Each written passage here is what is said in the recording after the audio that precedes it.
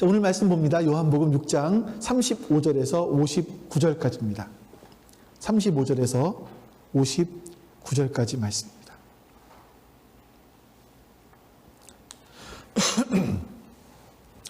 예수께서 그들에게 말씀하셨다. 내가 생명의 빵이다.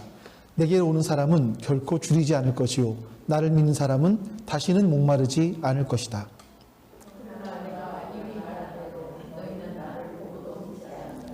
아버지께서 내게 주시는 사람은 다 내게로 올 것이요 또 내게로 오는 사람은 내가 물리치지 않을 것이다.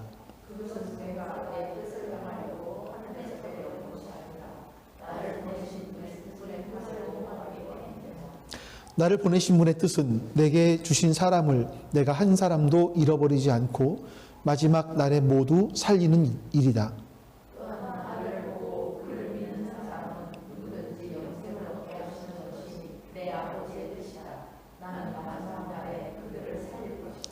유대인들은 예수께서 내가 하늘에서 내려온 빵이다 하고 말씀하셨으므로 그분을 두고 수근거리면서 이 사람은 요셉의 아들 예수가 아닌가? 그의 부모를 우리가 알지 않는가? 그런데 이 사람이 어떻게 하늘에서 내려왔다고 하는가? 그때 예수께서 그들에게 말씀하셨다. 서로 수근거리지 말아라. 나를 보내신 아버지께서 이끌어주지 아니하시면 아무도 내게 올 수 없다. 나는 그 사람들을 마지막 날에 살릴 것이다. 예언서에 기록하기를 그들이 모두 하나님께 가르침을 받을 것이다 하였다. 아버지께 듣고 배운 사람은 다 내게로 온다. 이 말은 하나님께로부터 온 사람 외에 누가 아버지를 보았다는 것을 뜻하지 않는다. 하나님께로부터 온 사람만이 아버지를 보았다. 내가 진정으로 너희에게 말한다. 믿는 사람은 영생을 가지고 있다. 나는 생명의 빵이다. 너희의 주상은 광야에서 만나를 먹었어도 죽었다. 그러나 하늘에서 내려오는 빵은 이러하니 누구든지 그것을 먹으면 죽지 않는다. 나는 하늘에서 내려온 살아있는 빵이다. 이 빵을 먹는 사람은 누구든지 영원히 살 것이다. 내가 줄 빵은 나의 살이다. 그것은 세상에 생명을 준다. 그러자 유대 사람들은 말하였다. 이 사람이 어떻게 우리에게 자기 살을 먹으라고 줄 수 있을까? 예수께서 그들에게 말씀하셨다. 내가 진정으로 너희에게 말한다. 너희가 인자의 살을 먹지 아니하고 또 인자의 피를 마시지 아니하면 너희 속에는 생명이 없다. 내 살을 먹고 내 피를 마시는 사람은 영원한 생명을 가지고 있고 마지막 날에 내가 그를 살릴 것이다. 내 살은 참 양식이요 내 피는 참 음료이다. 내 살을 먹고 내 피를 마시는 사람은 내 안에 있고 나도 그 사람 안에 있다. 살아계신 아버지께서 나를 보내셨고 내가 아버지 때문에 사는 것과 같이 나를 먹는 사람도 나 때문에 살 것이다. 이것은 하늘에서 내려온 빵이다. 이것은 너희의 조상이 먹고서도 죽은 그런 것과는 같지 아니하다. 이 빵을 먹는 사람은 영원히 살 것이다. 이것은 예수께서 가버나움 회당에서 가르치실 때에 하신 말씀이다. 아멘. 요즘에 그 사람들이 살아가는 걸 보면 무슨 재미가 있을까 하는 생각들이 종종 듭니다. 특히나 이제 요즘에 학생들, 간혹 가다가 우리 교회 학생들이 와요. 학생들이 와서 그 얼굴을 간혹 보면 기쁨, 즐거움, 왜 그 젊은이들의 특징, 그 희망 이런 것들, 소망 이런 것들이 하나도 없어 보여요. 정말 너무나 힘들어하는 그런 모습들이 얼굴에 그대로 쓰여져 있는 것을 봅니다. 그 아이들이 열심히 공부를 해요. 대학에 가면 되겠지. 대학에 가면 조금 살만하겠지 하고 열심히 공부해서 대학에 들어갔습니다. 이제는 고생 끝 행복 시작인가? 라고 했는데 더 큰 고생이 기다리죠. 직장이라는 문제입니다.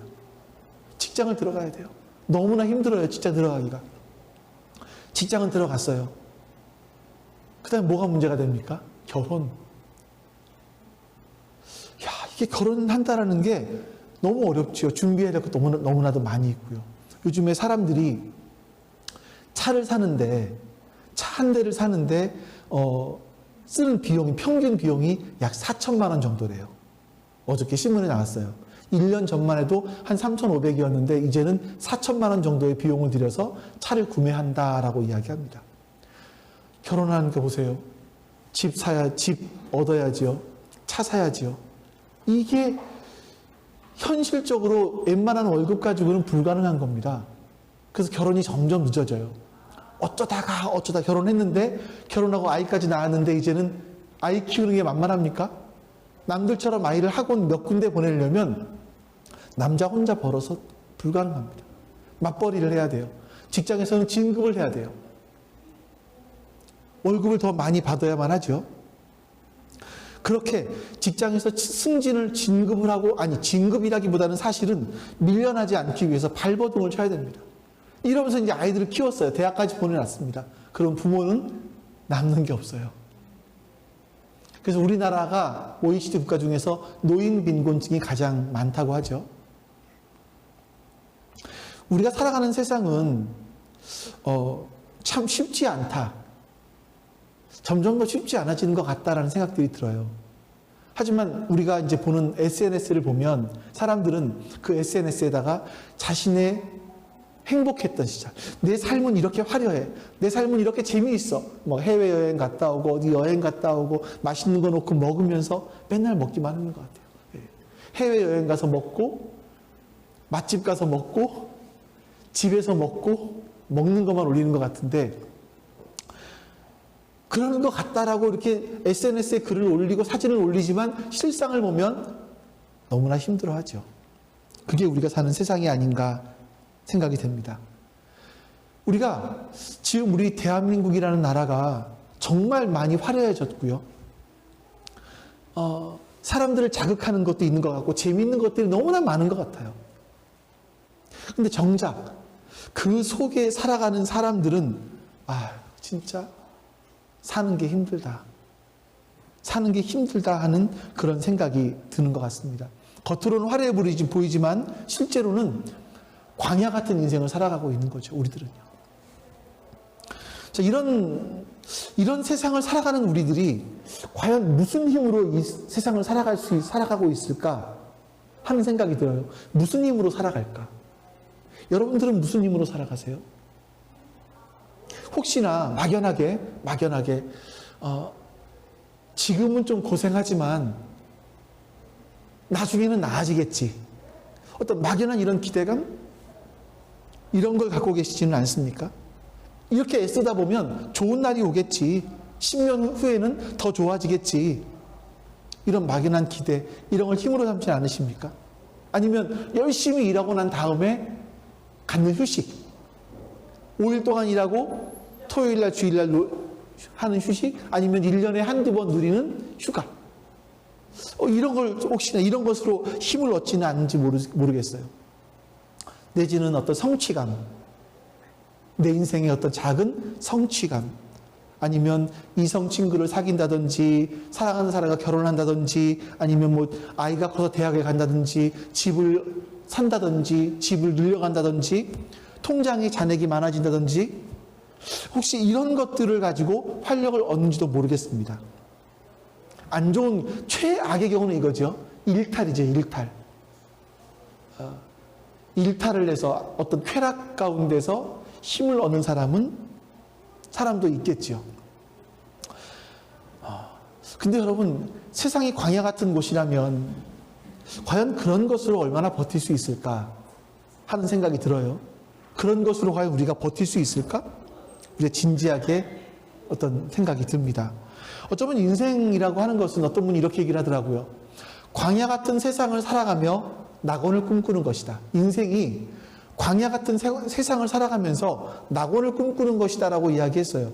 근데 이거는 어느 시대나 다 마찬가지인 것 같아요.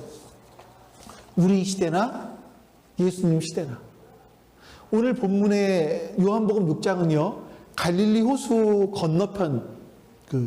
건너편에서 일어났던 오병이어의 사건이 처음 나옵니다. 6장은요. 다 읽지 않았습니다만. 이스라엘 민족이 이집트에서 탈출을 했습니다. 그리고 약 1300년이 흘렀어요. 지금 예수님 당시까지가. 근데 이스라엘 사람들은 다윗 시대, 솔로몬 시대를 빼놓고는 그 이후에는 계속되는 어려움과 그런 광야 같은 세상을 살았죠. 계속되는 강대국의 침략이 있었습니다. 나라를 잃어버렸고요. 예수님 당시에는 로마의 침략으로 말미암아 로마의 나라를 빼앗긴 그런 삶을 살아가고 있었습니다. 물론 우리나라도 똑같았지만 왜 그런 상황 속에서 윤택하게 사는 사람들 있잖아요. 친일파, 앞잡이 이런 것들. 유대인도 똑같았습니다. 기득권층은 윤택하게 살았어요. 하지만 대부분의 유대인들은 어려운 삶을 살았습니다. 기득권층 가운데 니고데모 같은 사람들은요, 예수님께 와서 이렇게 사는 것이 옳은가? 라고 묻기도 했었지요. 자, 여러분. 자, 이런 상황입니다. 이런 배경이에요. 이런 이스라엘 사람들 앞에 예수라는 분이 나타났어요. 그분이 나타나서 기적을 일으킵니다. 병을 고쳐요. 죽은 사람을 살립니다. 거기다가 갈릴리 바다 건너편에서 보리떡 5개와 물고기 2마리로 장정만 5,000명을 먹이셨어요. 이스라엘 사람들이 딱 바라봤을 때 뭐가 딱 생각이 나냐면 모세의 기적 같아. 모세가 이스라엘 땅 사람들에게 만나를 내려준 것 같아. 야, 5,000명이 먹었어. 남자만. 장정만. 이런 생각이 드는 거죠. 그래서 이 이스라엘 사람들이 생각하는 것은 모세 때부터 1300년 지났지만 여전히 광야 같은 삶을 살아가면서 언제쯤 살만한 삶을 살 수 있을까? 언제쯤 우리의 인생은 나아질 수 있을까? 언제쯤 사는 것 같이 살 수 있을까? 계속 이걸 생각했는데 예수님이 온 거예요. 기적을 일으킨 거예요. 오병이어의 기적을 일으키신 거예요. 그래서 사람들이 예수님을 우리를 해방시켜줄 메시아로, 왕으로 삼으려고 했었습니다.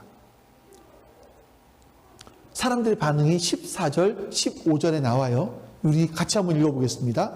사람들은 예수께서 행하신 표징을 보고 이분은 참으로 세상에 오시기로 된 그 예언자이다 하고 말하였다. 예수께서는 사람들이 와서 억지로 자기를 모셔다가 왕으로 삼으려고 한다는 것을 아시고 혼자서 다시 산으로 올라가셨다. 이 본문만 해도 할 말이 굉장히 많은 본문이죠. 근데 여기서 보면 몇 가지를 보세요. 예언자가 아니에요. 그가 붙었어요. 어떤 한 사람. 구약에 나와 있는 세상에 오시기로 되어 있는 그 예언자. 메시아. 예수님이 그 메시아 아니야? 라고 사람들은 생각하기 시작한 겁니다. 광야에서 모세를 통해서 이스라엘 사람들이 만나를 공급받은 것처럼 모세 같은 이가 다시 왔다. 그분이 예수다. 그분을 우리가 왕으로 삼자라고 했던 거죠. 하지만 예수님은요, 이런 정치적인 왕으로 오신 분이 아니시기 때문에 그 자리를 피해서 떠나가십니다. 하지만 사람들은요, 예수님 혼자 다시 산으로 물러가셨지만 사람들은 가버나움까지 다시 또 예수님을 쫓아와서 예수님을 만납니다. 자, 여러분, 이스라엘 사람들이 생각하는 이스라엘의 미래, 회복될 미래는 정치적인 메시아 왕이 와서 큰 힘을 가지고 자신들을 해방시켜 주는 거였어요. 근데 예수님이 생각하는 것은 달랐습니다. 완전히 달랐죠. 사람들은 예수님을 왕으로 삼아서 우리가 좀 부강한 나라, 잘 사는 나라, 내가 행복한 세상을 꿈꾸었지만 예수님은 전혀 달랐습니다. 오히려 그 말씀을 책망하세요. 26절, 27절 말씀 보죠.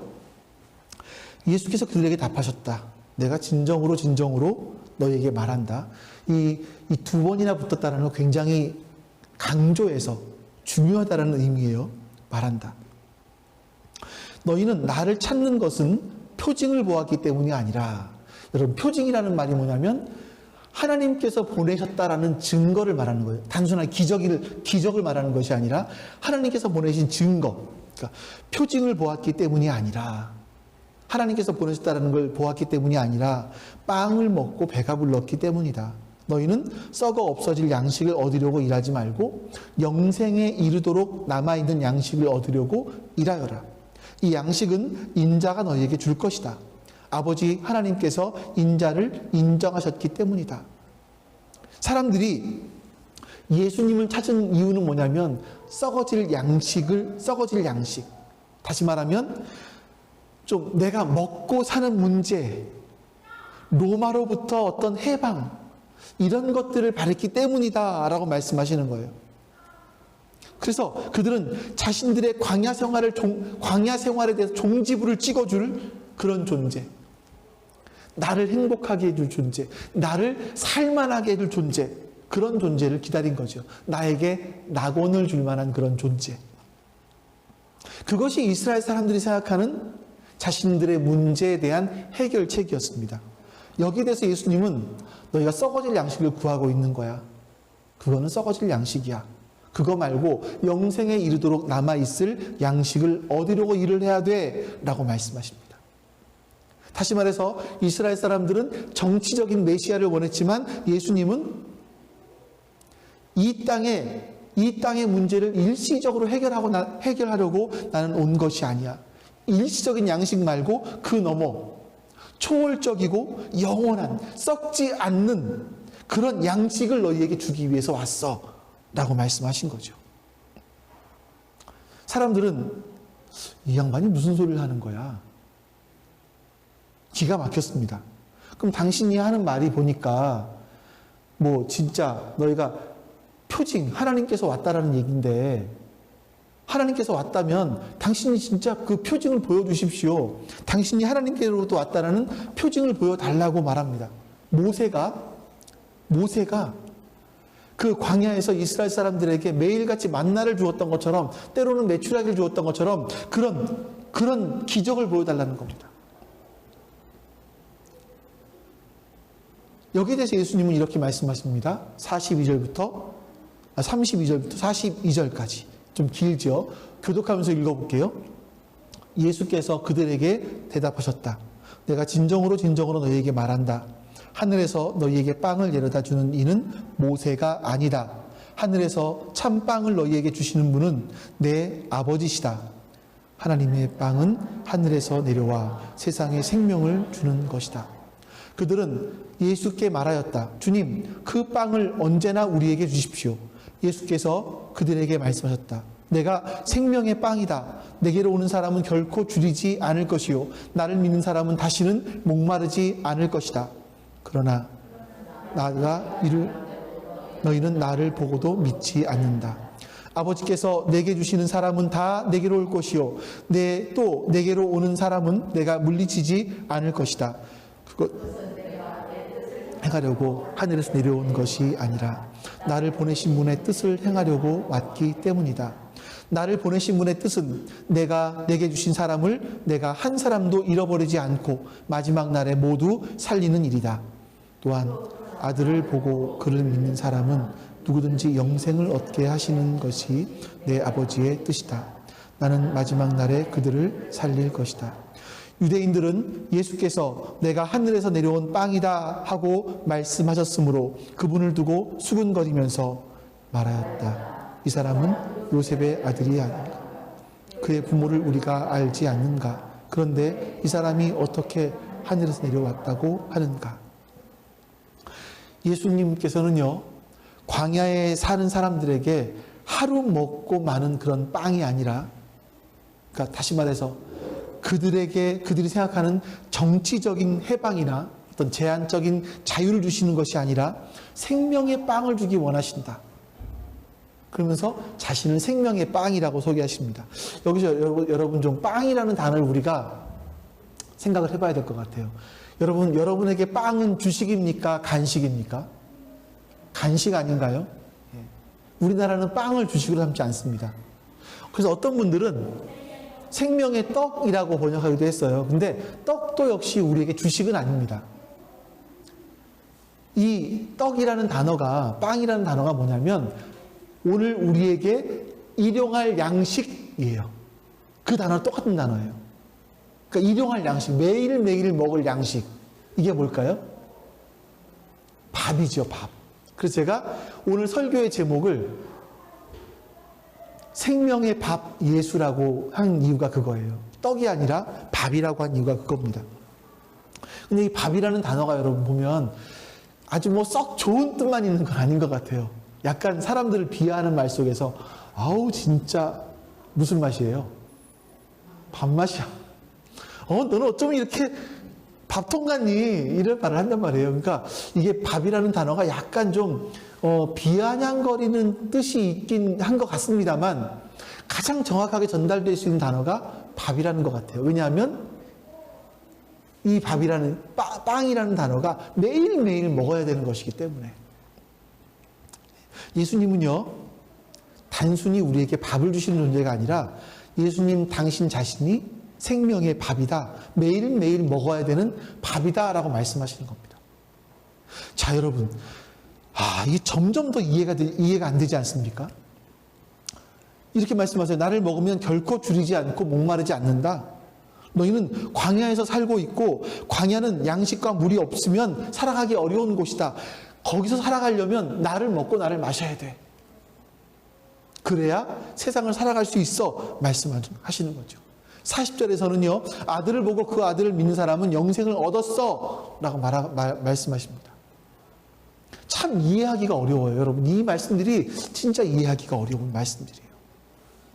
사람들이 원하는 건 이거죠. 당장 지금 내 문제가 해결되기 원합니다. 내가 지금 내 앞에 있는 이 어려움이 해결되기를 가장 원해요. 내 월급이 올라가길 원하고 우리 아이가 대학 가기를 원하고 내가 이성 친구가 생겼으면 좋겠다고 생각하고 당장의 필요가 채워지기를 원합니다. 이것만 해결되면 이 광야 같은 세상이지만 살아갈 수 있을 것 같다라고 생각을 하는 거죠. 근데 예수님은 말씀하시는 게 그거예요. 그건 썩어질 것들이야. 너희가 그 썩어질 양식을 구하지 마. 그것이 너희를 살릴 수가 없어. 근본적인 문제를 해결하기 위해서는 너희가 생명의 빵인 나를 매일매일 먹어야 돼. 이 말씀하시는 거예요. 사람들이 수군거리죠. 아니 우리가 너희의 아버지도 아는데 네가 무슨 말 하는 거냐? 수군거리는 거죠. 예수님 한 걸음 더 나가십니다. 이거 어떤 분이 이런 부분들을 예수님의 화법을 점입 가경이라고 표현하더라고요. 자, 48절에서 51절 보세요. 더 어렵습니다. 나는 생명의 빵이다. 너희의 조상은 광야에서 만나를 먹었어도 죽었다. 그러나 하늘에서 내려오는 빵은 이러하니 누구든지 그것을 먹으면 죽지 않는다. 나는 하늘에서 내려온 살아있는 빵이다. 이 빵을 먹는 사람은 누구나 영원히 살 것이다. 내가 줄 빵은 나의 살이다. 그것은 세상에 생명을 준다. 여러분 보세요. 예수님께서 하시는 말씀이 이거예요. 빵이다 그러니까 뭐 비유적인 얘기인가 생각했는데 이번에는 뭐라 그럽니까? 내가 살이다. 내가 너희에 줄 빵은 나의 살이다라고 말하는 거예요. 섬뜩하지 않습니까? 이스라엘 사람들에게 더 큰 논란이 일어났어요. 그 사람들은 고기도 함부로 안 먹어요. 근데 사람의 살을 먹으라고 하니까 이건 더 이상하죠. 53절에서 59절까지 말씀. 예수께서 그들에게 말씀하셨다. 내가 진정으로 너희에게 말한다. 너희가 인자의 살을 먹지 아니하고 또 인자의 피를 마시지 아니하면 너희 속에는 생명이 없다. 내 살을 먹고 내 피를 마시는 사람은 영원한 생명을 가지고 있고 마지막 날에 내가 그를 살릴 것이다. 내 살은 참 양식이요 내 피는 참 음료이다. 내 살을 먹고 내 피를 마시는 사람은 내 안에 있고 나도 그 사람 안에 있다. 살아계신 하나님의 아버지께서 나를 보내셨고 내가 아버지 때문에 사는 것과 같이 나를 먹는 사람도 나 때문에 살 것이다. 이것은 하늘에서 내려온 빵이다. 이것은 너희의 주상이 먹고서도 죽은 그런 것과는 같이 아니하다. 이 빵을 먹는 사람은 영원히 살 것이다. 이것은 예수께서 가버나움 회당에서 가르치실 때 하신 말씀이다. 여러분, 이 상징이 너무나 끔찍하죠. 그래서 사람들이 예수님을 떠나갑니다. 실제로 이 말씀 때문에 초대교회에서는요, 초대교회 사람들이 오해를 받았어요. 저 사람들은 식인을 하는 사람들이다. 인육을 먹는 사람들이다. 이런 오해를 받기도 했습니다. 여러분, 우리나라는 피도 잘 먹어요. 소피 먹죠. 선짓국. 돼지피도 먹죠. 순대. 잘 먹습니다. 잘 먹는데 유대인들은 율법에 의해서 피는 생명이다 생각했기 때문에 절대로 피를 먹지 않습니다. 근데 예수님께서 피를 먹으라고 하시니까 정서적으로 받아들이기 어렵죠. 자, 그럼 여러분 이 문제를 한번 풀어보자고요. 우리가 성찬식 때마다 이것은 내 살이요, 이것은 내 피다 라고 하면서 그 빵과 포도주를 나눕니다. 이건 뭔 의미가 있을까요? 예수님의 표현, 그 비유를 들어보시면 첫 번째는 빵이다라고 말씀하시고 두 번째는 내 살과 피를 먹어야 된다라고 말씀하세요. 여러분들이 이 빵과 밥과 살과 피의 공통점이 있습니다. 그 공통점이 뭐냐면 죽어야 된다는 거예요. 오늘 아침에 식사하셨어요? 하셨나요? 저는 오늘 아침에 전 주일날 아침마다 시리얼을 먹고 옵니다. 귀리 이렇게 압착시켜 놓은 그런 시리얼인데 그거를 먹고 와요. 제가 그 시리얼을 먹기 위해서는요, 그 양식을 먹기 위해서는 그 귀리가 죽어야만 합니다. 거기에는 포도도 들어있어요. 건포도. 제가 같이 건포도를 먹기 위해서는 건포도도 죽어야 되죠. 여러분들이 매일 먹는 양식, 밥. 쌀이 밥이 되기 위해서는 쌀 역시 죽어야만 합니다. 죽지 않고 우리에게 양식으로 올 수 있는 것은 없습니다. 여러분이 반찬으로 드시는 똑같죠. 간혹 가다가 드시는 회, 센 것이라 할지라도 죽었기 때문에 우리가 먹을 수 있는 겁니다. 살과 피는 뭘까요? 살과 피 역시 마찬가지입니다. 예수님의 살과 피를 먹는다라는 의미는 뭐냐면 예수님이 죽어야 된다는 거예요. 사람들이 빵으로 비유해도 잘 알아듣지 못하자 이번에는 조금 더 구체적으로 나의 살과 피를 먹어야 된다라고 말씀하시는 거예요. 매일매일 나를 먹어야 된다. 우리가 찬송 불렀죠. 아까 찬송 부르면서 은혜의 주여 말씀으로서 언제나 내 안에 계십소서. 하나님께서, 예수님께서 말씀으로 우리 안에 언제나 계시는 거예요. 예수님과 함께 있는 거죠. 이게 이 예수님의 죽으심을 받아들이라는 거예요. 예수님께서 우리의 영적인 양식, 예수님이 죽으심으로 말미암아 우리의 영의 양식이 되심을 받아들이라는 거예요. 예수님이 죽어서 그 살과 피를 상징적이지만 실제로 먹은 적은 없어요. 그렇지만 그것을 먹어야 살 수 있다라는, 예수님이 죽어야 된다라는 것을 우리가 받아들이라는 거죠.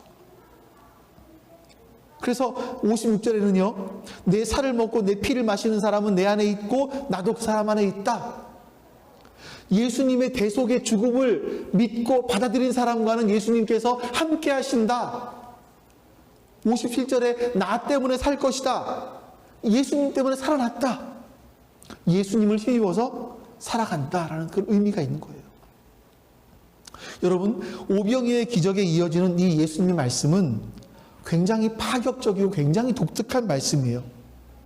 예수님께서 5,000명을 먹인 모습을 본 사람들은 모세를 떠올리면서 예수님께서 자신들의 생존의 문제를 해결해 줄 것이라는 기대를 하죠. 근데 예수님은 엉뚱하게도 썩을 양식보다 본질적인 문제를 해결해야 된다라고 말씀하시면서 그 해결책으로 자신을 말씀하시는 거예요. 내가 죽어야 된다. 내가 너희의 빵으로 죽어야 되고 내 살과 피를 너희에게 주어야 된다. 난 이렇게 죽어야 된다라고 말씀하시는 거예요. 너희는 나를 매일매일 먹어야 된다. 말씀하시는 거죠. 예수님은요, 광야 같은 세상을 살아가는 사람들에게 하시는 말씀이 이겁니다. 내 살과 피를 매일매일 먹는 것과 같이 먹는 사람은 광야 같은 세상을 살아낼 힘을 얻을 거야. 뿐만 아니라 자신에게 곧 닥칠 죽음이라는 문제도 극복할 수 있을 거야. 내가 왜 죽어야 되는지 죽음의 의미를 이해하고 나와 특별한 관계를 맺는 사람은 생명력이 그 안에 가득할 거야 라고 말씀하시는 겁니다. 유대인들은 예수님 당시의 사람들은 이 말씀을 알아듣지 못했습니다. 그래서 사람들은 떠나갔습니다. 자, 여러분 보십시오. 그 당시나 3300년 전 출애굽 당시나 2000년 전 예수님 당시나 지금 우리나 변하지 않는 것은 세상은 여전히 광야와 같은 곳이라는 겁니다. 우리가 살아가는 삶을요, 정직하게 바라볼 수 있어야 돼요. 혹시나 우리는 막연하게 낙원을 기다리고 있지 않을까? 아, 이게 끝은 아닐 거야. 내 인생은 이렇게 끝나지 않을 거야. 뭔가 더 있을 거야. 그러면서 견디는 건 아닌가? 여기서 우리 질문해야 될 것은요, 삶을 견디기 위해서 우리가 의지해야 하는 것들이 정말 의지할 만한 것들인가라는 거죠. 물론 여러분, 도움이 안 되는 건 아니에요. 여러분들이 경력을 쌓으십시오. 또 자녀를 아주 멋지게 양육하시고 재미있는 삶 사세요. 이왕 사는 거 이게 보면요, 보면 저희도 약간의 그런 것 같긴 한데 저희 시대 이전의 분들은 약간 억눌리는 삶을 살았어요. 부모님으로부터 눌리는 교육을 받았고 억눌리는 삶을 살았어요. 자유롭지 못해요. 근데 요즘 시대가 되니까 요즘 시대로 가면서 사람들의 생각이 점점 더 자유로워져요. 자유로운 삶을 사는 것 같아요. 좋다 나쁘다를 떠나서 그런 것들이 아니라 자유로워지는 것 같아요. 여러분, 인생을 살아가면서 재미를 찾으세요. 즐거운 걸 찾으세요. 좀 쉬기도 해보세요. 쉬는 게 뭔가. 우리는 저는 이런 것 같아요. 휴가를 가잖아요. 여러분 휴가 왜 가십니까? 휴가를 가면 뭐 하십니까? 어떤 사람들은 휴가를 가면 방에만 콕 처박혀 있다 오는 사람들이 있대요. 호텔에 가서 세상에. 어떻게 그럴 수 있어요? 그 동네 사방을 누비고 다녀야죠. 그렇죠? 저는 그래요. 스타일이 휴가를 갔으면 막 가서 또 열심히 뭐 그거 해봐야 되는 거야. 거기서 뭔가. 쉬지를 못하는 거죠. 진짜 쉬는 게 아니죠. 아이들에게 아이들이 노는 것도 열심히 놀라고 해요. 놀라 그랬는데 가만히 있으면 아니 그러지 말고 어디 놀러 왔으니까 좀 찾아보고 모두 해보고 우리는 이렇게 말한단 말이에요. 저희 때까진 그런 것 같아요. 근데 좀 그런 거 말고 진짜 한번 쉬어보기도 하시고 진짜 한번 재미있는 일도 한번 해보기도 하시고 근데 여러분 그것이 우리의 삶을 견디게 해줄 수 있을 것인가? 정말 그것이 내 삶을 견디게 해주는 내가 의지할 만한 것인가라는 것은 다시 한번 생각을 해보셔야만 합니다. 그것이 정말 본질적으로 내 인생을 해결해 줄 수 있을 것인가를 생각해 보셔야죠. 성경은요, 인간의 문제가 인간이 이렇게 살 수밖에 없는 광야의 인생을 살 수밖에 없는 이유를 말하면서 정치적인 것이나 경제적인 것이나 교육이나 과학기술의 부족을 말하지 않습니다. 사회가 아무리 고도화된다고 할지라도 거기에는 또 다른 문제가 계속 나오죠. 성경은 말하는 것이 인간 내부에 문제가 있다라고 말합니다.